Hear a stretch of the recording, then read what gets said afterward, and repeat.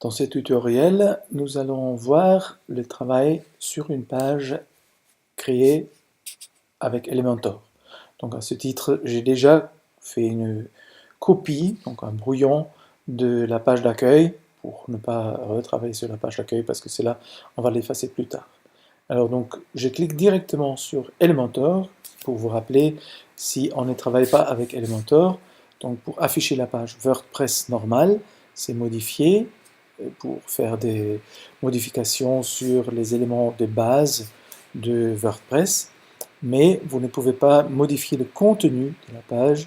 Donc pour cela, il faut soit passer par modifier et cliquer sur Elementor, modifier avec Elementor, ou directement cliquer sur modifier avec Elementor si nous n'avons rien à faire dans les configurations de base de WordPress sur cette page.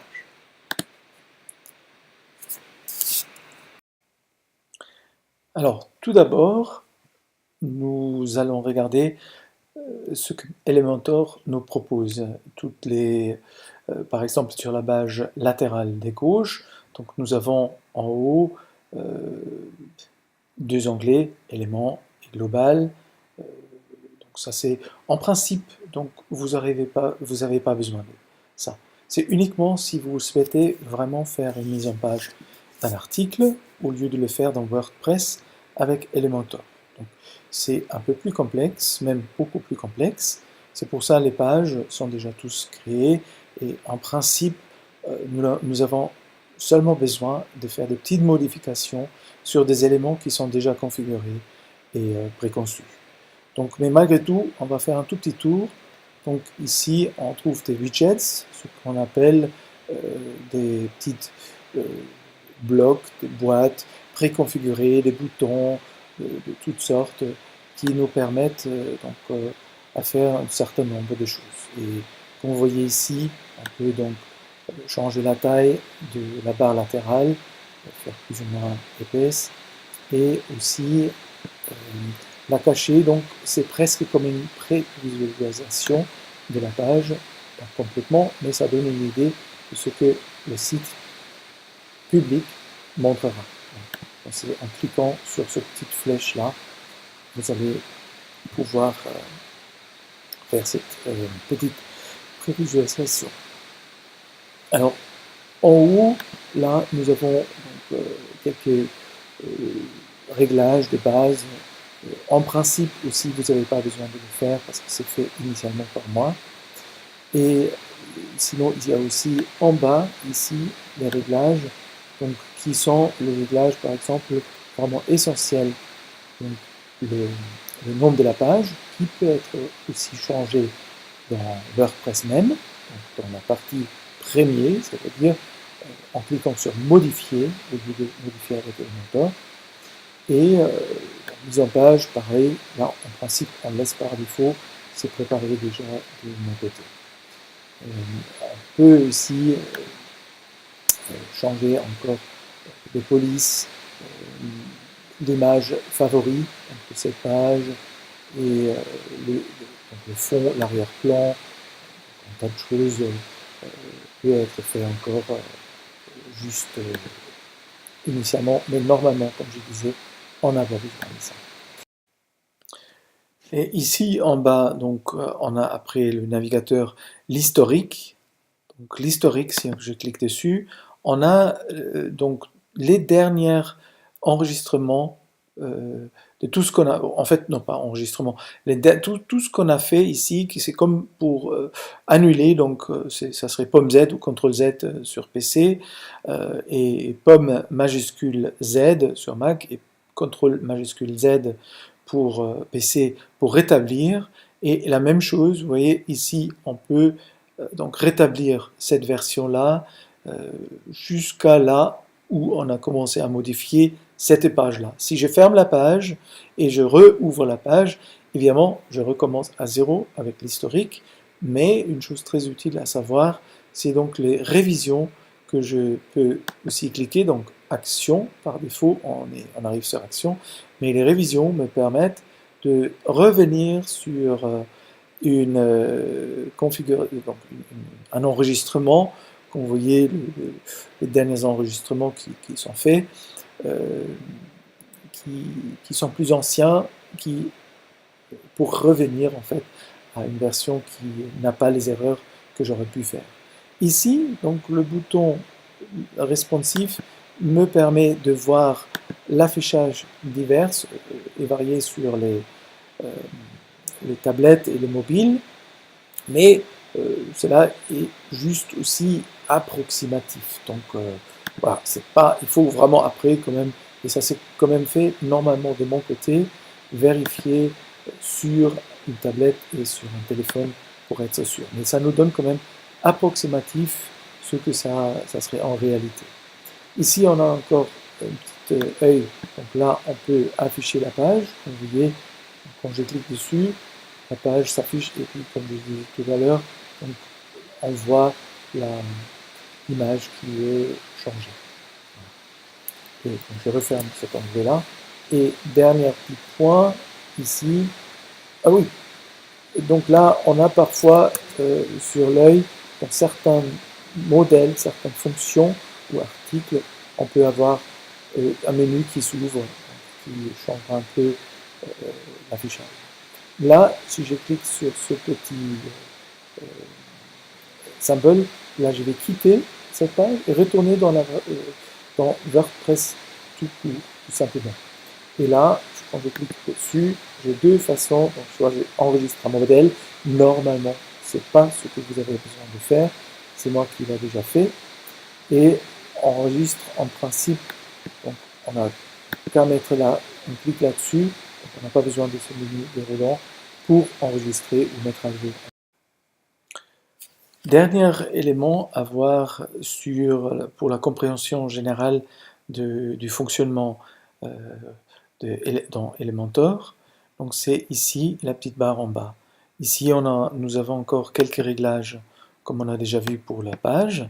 Donc là c'est le navigateur qui va s'afficher à droite. Donc on peut l'intégrer ou aussi s'il y a des petits écrans le sortir. Moi j'aime bien de l'intégrer. Ça nous permet de tout ouvrir. Donc si on clique sur ce bouton là, on peut tout ouvrir, tous les petits onglets ou toutes les fermer. Donc ici, nous avons exactement l'arbre, l'hierarchie de toute la page, c'est-à-dire qui est donc, quand on commence en haut, S, c'est moi qui l'ai nommé comme ça, S0, c'est donc l'accueil tout en haut. Après, donc dans l'accueil, il y a une colonne, un espaceur, une autre colonne, donc, enfin bref, je ne vous détaille pas les choses, mais ce qui est très très utile, parce que ça nous permet de déplacer un bloc que nous aurions peut-être copié ou qu'on veut mettre ailleurs vers un autre endroit. Et c'est pour ça que c'est utile d'avoir nommé certaines sections. Je ne l'ai pas fait partout, mais c'est assez utile d'avoir le nom qu'on peut donner. Par exemple, si je suis là, donc, on va aller sur une section S4 Team par exemple. Et donc ça c'est le team donc, qui est là. Et on saura tout de suite où est-ce qu'on est. Et si je vais maintenant sur une autre section, celle-là par exemple, je n'ai pas encore changé. Donc celle-là, elle est juste un petit flèche qui nous fait descendre sur la page. Donc ça c'est moins important. Alors ce qui nous intéresse maintenant, c'est plutôt de comprendre un tout petit peu le fonctionnement des blocs qui sont déjà créés. Donc comme on a déjà vu dans une petite formation, les blocs qui sont faits, on peut changer la taille tout simplement en allant là-dessus. Donc là on a par exemple ici c'est une section, là c'est une autre section, et ainsi de suite. Ça c'est ici par exemple tout ça, donc ça c'est la section principale, et ici on est dans une sous-section, une section qui est dans cette section-là, et ainsi de suite pour les autres. C'est là aussi une sous-section, encore une sous-section, jusqu'à là où nous trouvons donc une autre section. Vous allez distinguer les deux sections tout simplement par le fait ici, vous voyez il y a trois boutons, et donc dans une sous-section, et dans une vraie section, je veux dire la première section initiale, il y a aussi ajouter une sélection. C'est-à-dire ce qui nous permet de distinguer vraiment les 4 boutons qui font la section, qui montrent c'est bien une section principale. Si je clique maintenant ici dessus, il va faire une section, rajouter une section au-dessus de la section principale que j'ai là et en dessous de l'autre section. Et vous voyez ici, on ne peut pas rajouter, même en clic droit, donc on ne peut pas rajouter tout simplement une section. On peut la dupliquer, par exemple, et là voilà, on a maintenant 2 fois la section, je vais dire une deuxième, une troisième sous-section, et là je pourrais donc effacer le contenu et mettre autre chose dedans. Donc, voilà, c'est assez simple. Et toujours, ce qui est aussi important à comprendre, dans une section, donc nous avons, comme je disais, la possibilité de faire une sous-section, et dans chaque section, section principale, comme la sous-section, il y a des colonnes. Donc, une colonne nous permet de faire justement une mise en page qui est plus adaptée à ce que nous avons besoin. Et là, en l'occurrence, ici par exemple, on a 3 colonnes, donc une au milieu et une à droite, qui sont de taille égale, et celle du milieu un peu plus grande, donc pour faire justement un arrangement sur la page qui donne un équilibre qu'on souhaite. Et donc là, on a, par exemple, quand vous cliquez donc, vous allez juste dessus, vous voyez un effet. Donc ça, c'est un effet qui est appliqué. Et alors, pour travailler maintenant sur ce contenu, donc il y a, donc ça c'est la petite section, ça veut dire la sous-section. Ici, en cliquant dessus, je suis sur la section, c'est-à-dire la sous-section. Et avec la sous-section, comme avec tous les autres éléments, donc les colonnes, les éléments et les sections principales, vous avez toujours ici un tas d'options, donc mise en page, style, avancé. Donc ça c'est très important. En principe, vous n'avez pas besoin de toucher à ça. C'est juste parce que tout ça c'est déjà préconçu. Pour vous, la chose la plus importante, c'est de pouvoir peut-être changer une image ou l'image d'arrière-plan sur une image en tête de la page, ou changer le texte, ou le dupliquer. Donc on va plutôt se concentrer sur ça, même si je vous montre donc des petites choses à droite, à gauche, pour juste permettre à ceux qui ont un niveau un peu plus avancé déjà, éventuellement d'appliquer ou utiliser telle ou telle fonction. Alors, on va revenir sur cette image, comment le changer. Avant tout, on va commencer donc avec une chose qui est encore important à voir aussi, à comprendre. Donc, comme on a ici en haut plusieurs fonctions, c'est-à-dire là, pour répéter, ça c'est les réglages de base de cette page dans Elementor. Ici, nous pouvons cacher donc, le navigateur de widgets et de configuration. Ici, nous avons la possibilité de sélectionner un certain nombre de widgets, qu'on voit ici. Donc, ça, c'est la version Pro, donc,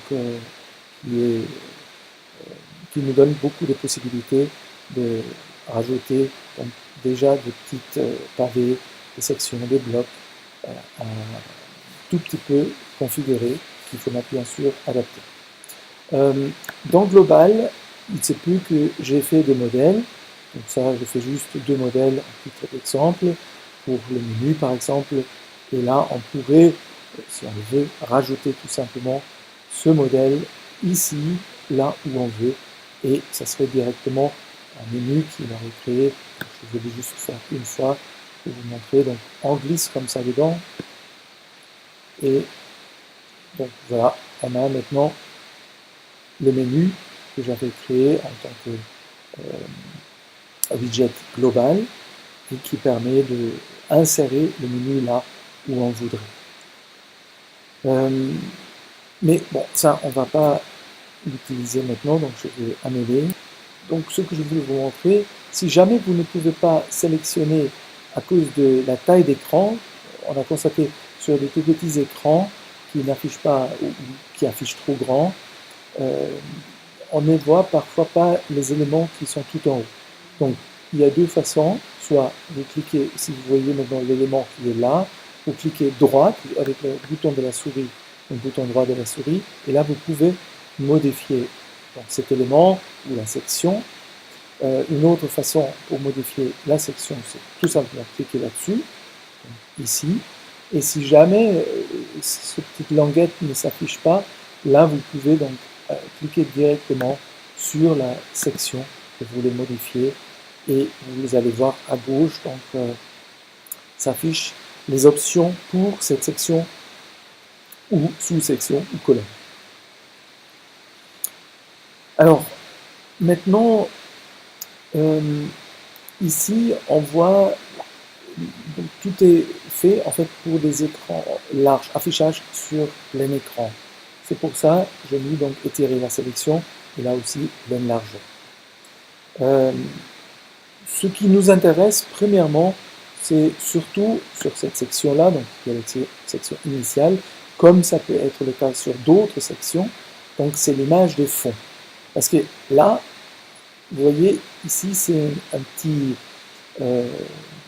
un bloc qui est intégré en fait dans la colonne et dans la section. Donc, toujours l'hierarchie, c'est section, colonne, bloc.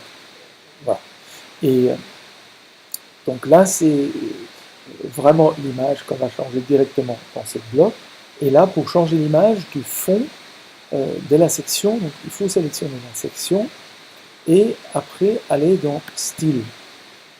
Et dans Style, vous voyez l'image. Et là, soit vous l'effacez, ou vous cliquez sur l'image même, et vous la changez avec une autre image de votre choix. Par exemple, si je veux cette image-là, je clique dessus. Pour rappel, toujours donner un nom, donc océan, là avec les accents bien sûr, mais dans le nom, en important à partir de votre ordinateur, jamais un accent et éviter les espaces. Et donc ici on peut océan avec horizon par exemple. Et puis donc toujours la légende, un texte alternatif qui s'affiche si jamais un navigateur n'affiche pas les images.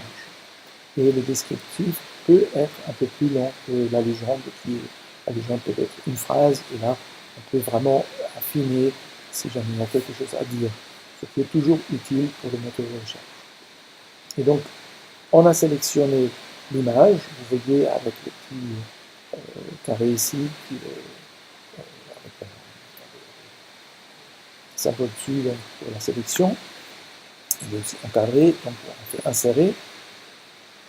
Et là maintenant, il est actif, mais pour des grandes images comme ça, parfois ça ne fonctionne pas, donc il faut publier, et si on veut vraiment le voir, mais là nous savons qu'il est bien dedans, donc ça on peut être sûr, la prochaine fois que vous ouvrez la page, ça serait bon.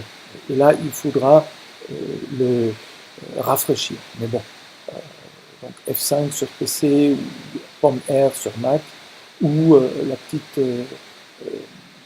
ici, si vous cliquez là-dessus, ça va rafraîchir. Mais bon, ça va nous prendre du temps inutilement. Donc on va descendre et voir maintenant, par exemple, une photo à changer. Si on veut changer une photo, bon, ici pareil, c'est une section. Donc là, c'est facile à accéder. Vous voyez, on clique sur Style et je vois la photo que je peux changer. Sur cette photo, il y a une particularité. Il y a une, donc si on clique sur cet onglet-là, normalement c'est déjà fait, et là on a donc la possibilité de voir, vous voyez, il y a un certain calque, si on peut dire ça, superposé, qui peut donner une couleur un peu plus terne. Donc ça c'est une possibilité. Il y a d'autres possibilités pour modifier l'affichage de l'image aussi. mais donc c'est juste au niveau global. Si jamais vous changez une image et ça n'a pas la même couleur, ça veut dire qu'il y a un calque qui est superposé. Là, vous avez un bouton. Si jamais vous voulez dupliquer le bouton, donc vous allez avec la souris là-dessus, et là, vous appuyez là-dessus, clic gauche avec la souris, et vous aurez une copie. Et donc maintenant, concrètement, si je veux déplacer ce bouton-là, bon, si je veux juste les déplacer là-haut, c'est pas compliqué, mais avec des petits écrans, ça peut poser des problèmes si vous allez plus loin. Et donc là, je vais le mettre juste là, donc ça pose aucun problème, mais pour aller plus bas, on a plus de mal.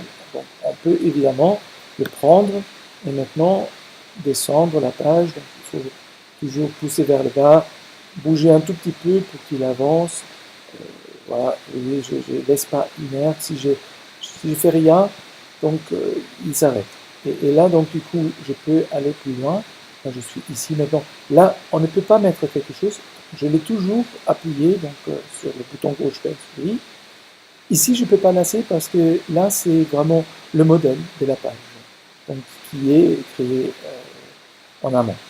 Mais on peut maintenant, par exemple, mettre le bouton soit ici, ou même là, ou là où on voudrait. Voilà. Moi, je vais juste là pour faire un exemple. Voilà, vous voyez, donc le bouton, il est maintenant là. Si jamais je veux le bouger, il n'y a pas de souci, je peux aussi le prendre ici.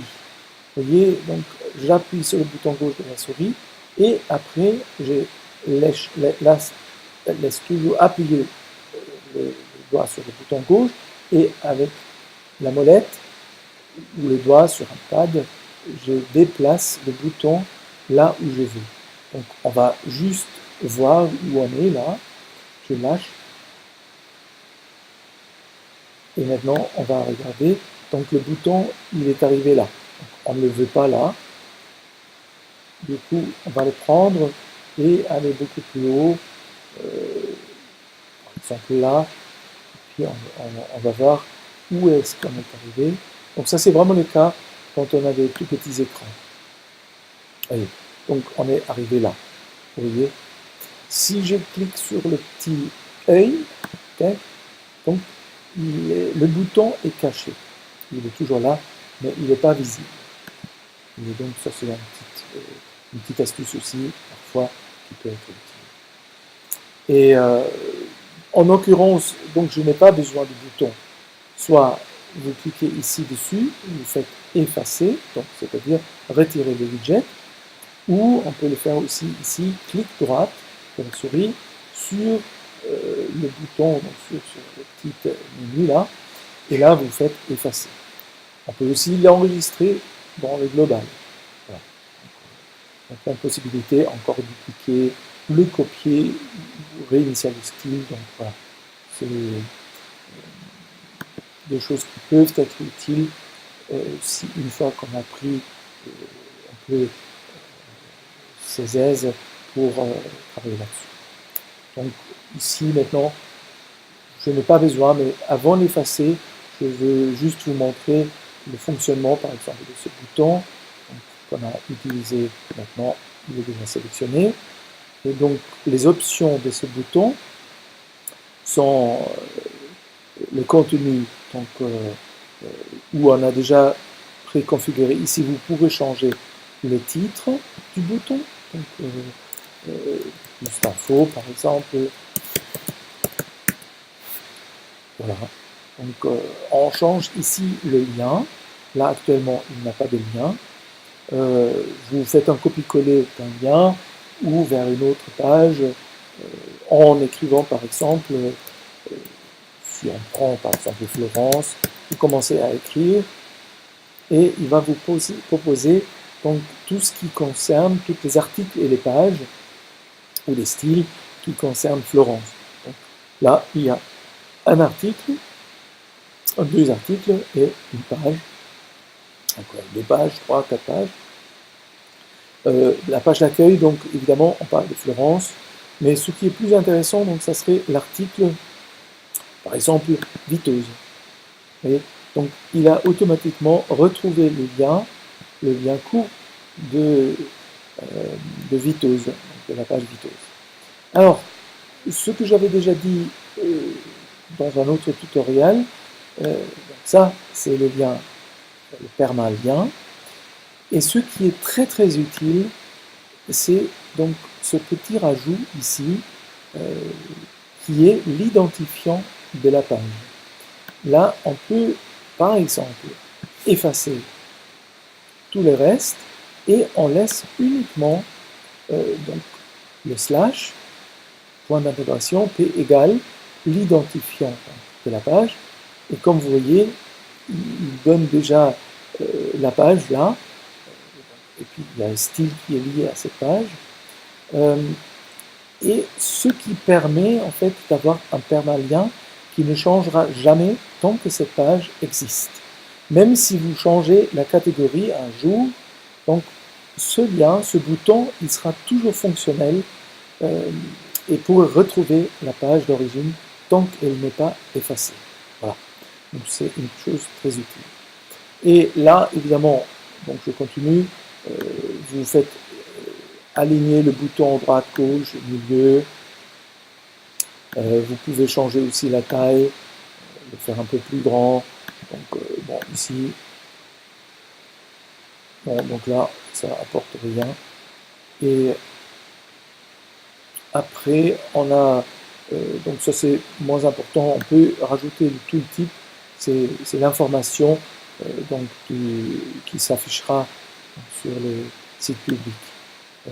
Dans le style, donc là on peut changer la couleur du bouton ici. Si vous voulez mettre une autre couleur, par exemple, vous pouvez aussi faire le bouton un peu transparent, c'est-à-dire si maintenant il roule sur quelque chose ou quelque chose sera derrière, il sera un tout petit peu transparent. Là c'est la bordure, donc le rayon en fait qui fait que c'est arrondi. Si j'enlève ça ici, donc il va être carré, comme c'est très souvent le cas par défaut. Ici, on peut encore ajouter aussi une ombre. Donc voilà, il faut voir ça d'une façon intelligente, si jamais c'est utile à le faire. On peut le faire via ces options, donc dans le style, là je fais n'importe quoi, juste pour le montrer. Et si jamais je fais une erreur, je peux réinitialiser ici. Vous allez voir, il va redisparaître l'ombre. Il y a une autre fonction aussi au survol, c'est-à-dire, ça c'est la façon normale, et si quelqu'un va avec la souris dessus, vous voyez, la couleur change. Et donc ça c'est au survol, ici. Là, vous pouvez mettre d'autres configurations, même une animation. Donc, par exemple, si on fait ça, on va dessus, il va plus petit, on a plusieurs effets qui sont déjà préconfigurés. Par exemple, ça c'est Pulse Row, il va agrandir, comme on a vu ça sur l'image tout en haut de Ozam. Voilà, c'est des petites gadgets en plus qui permettent de donner ou attirer l'attention. Là, je n'ai pas des bordures. Bordure, ça serait donc autour du bouton, une bordure, et bien sûr avec la taille de la bordure qu'on peut déterminer, et aussi la couleur. Dans Avancer, nous avons encore un tas de possibilités pour faire des animations qui concernent soit le bouton ou aussi la même chose pour les colonnes, pour les sections. Je ne vais pas rentrer plus en détail, donc généralement c'est moi qui s'occupe de ça, mais c'est juste si jamais vous voulez modifier quelque chose. Donc j'espère que cela a été utile. Du coup, ce bouton, on n'a pas besoin, alors on va l'effacer ici. Et on peut regarder encore un peu plus loin. Admettons, si vous voulez changer ici un mot, quelque chose. Donc vous cliquez sur le widget, voilà, donc les options s'affichent. Et donc là, le widget n'affiche pas. Ah, là, il s'affiche. Donc parfois, ça ne marche pas. Dans ce cas-là, vous faites soit clic droit, modifier le CSP eHover, pareil, clic droit, modifier CSP eHover, et là, on est vraiment dans le widget, mais comme j'ai déjà dit, la même chose se fait si on est dans le... Vous voyez, toujours, il y a le liseré bleu autour, et on clique là-dessus, et on voit qu'on est bien le bon widget. Et alors, là, si vous voulez changer l'image, évidemment, vous cliquez sur l'image, comme d'habitude, et vous le changez contre une autre image, si c'est nécessaire. On pourrait aussi rajouter un lien sur ce bouton, c'est-à-dire sur l'image. Donc, si je fais ça, j'active donc le lien, et là, je peux mettre donc une URL, par exemple, pour l'instant, je crois, on n'a pas encore un article qui s'appelle dépression. Je ne sais pas. Dépression. Non, donc, bon, peu importe. On pourrait par exemple prendre cet article-là, et donc là, il va afficher l'article si je clique dessus. Alors, on va enregistrer une fois. Et puis si je clique dessus, évidemment maintenant ça ne fonctionne pas, mais il affichera l'article que j'ai défini ici, quand je clique, donc soit sur le rond là, ou sur l'image ici. Maintenant, si on veut changer autre chose, donc là on a l'image, tout ça qui concerne l'image, bien sûr aussi aligner à droite, à gauche, milieu, centré, ou aussi donner un titre à l'image. Et là, nous avons donc ce qui concerne le contenu. Donc dans le contenu, nous avons aussi un tas de possibilités. Ici, je peux changer l'icône qui est utilisée, si jamais donc, une icône avant ou après. En l'occurrence, ici, je n'ai pas utilisé une icône parce qu'on n'avait pas besoin. Mais par contre, donc, ce qui nous intéresse, c'est maintenant de voir, donc là, ça concerne toujours le contenu qui est lié à l'image, bien entendu. Parce que là, on est dans une autre programmation en bas.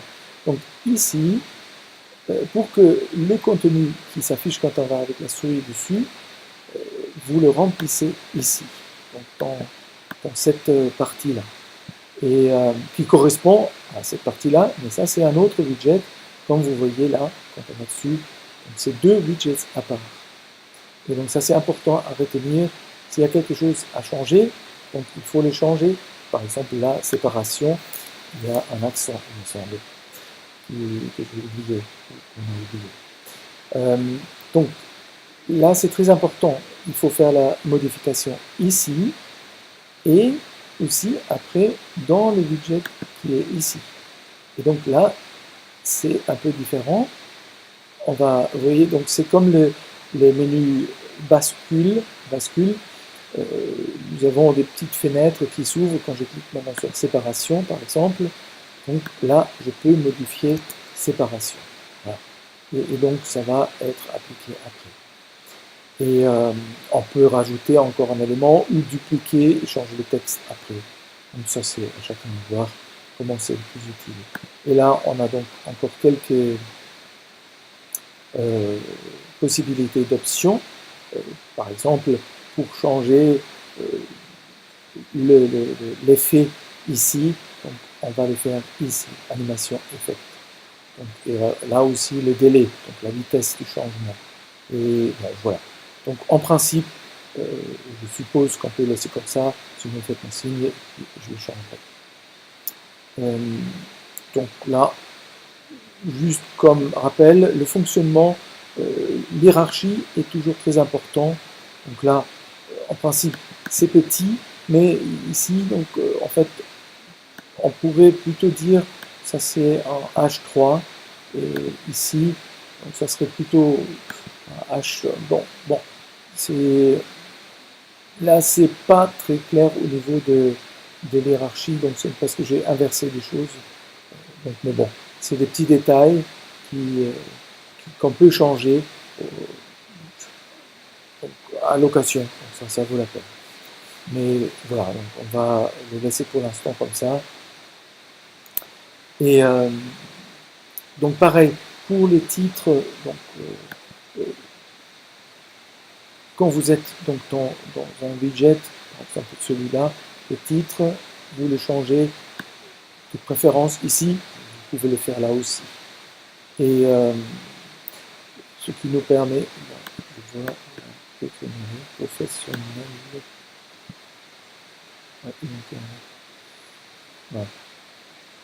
Ouais, il manquait, je crois, le deuxième. Donc,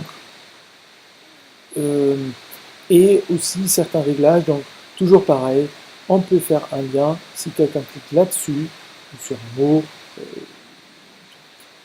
il sera renvoyé vers une autre page. Pareil, donc alignement droite-gauche, centré, en bloc. Dans le style, donc voilà, c'est tout ce qui concerne la couleur, la police, la typographie, l'ombre, l'affichage, donc voilà, c'est le rapport de l'affichage ici, un élément dessus avancé, on a encore des petites options donc, qui concernent la marche, la distance, de haut vers le bas, la droite, gauche, et aussi des animations et d'autres options qui ne sont pas forcément utiles à changer et il vaut mieux me le signaler. Mais c'est surtout pour changer le texte si c'est nécessaire. Là, on est plutôt toujours dans le contenu. Pareil, ici, vous pouvez facilement changer un texte dans le contenu, donc en cliquant bien sûr là-dessus, vous voyez, et vous changez donc facilement le texte. Donc ça c'est le titre, et ici sous-titre. Et c'est toujours donc de ce côté-là, on va le changer, modifier. On peut créer un lien avec toutes les possibilités qu'on a aussi, une liste de puces, de numérotation. Voilà, donc, vous voyez, c'est toujours... Ah oui, ça c'est encore une chose que je ne vous ai pas montré. Ce petit pavé-là, qui s'appelle « Ouvrir, fermer la barre d'outils », nous permet donc aussi dans WordPress, comme dans Elementor, d'avoir plus d'options pour configurer une page, pardon, un texte, un bloc, le texte dans un bloc. Voilà. Et je pense que là, on a fait globalement le tour. Ça devait être largement suffisant pour modifier une page, la déplacer, la mettre à un autre endroit. Voilà. Si jamais il y a d'autres questions qui me viennent, je ferai un petit rajout sur le tutoriel. Donc, maintenant, nous, on va cliquer pour retourner dans la façon de la modification simple de WordPress. Et comme vous voyez, ici, on ne voit rien dans WordPress parce que c'est fait avec Elementor. Par contre, vous avez tous les réglages de base qui sont faits ici.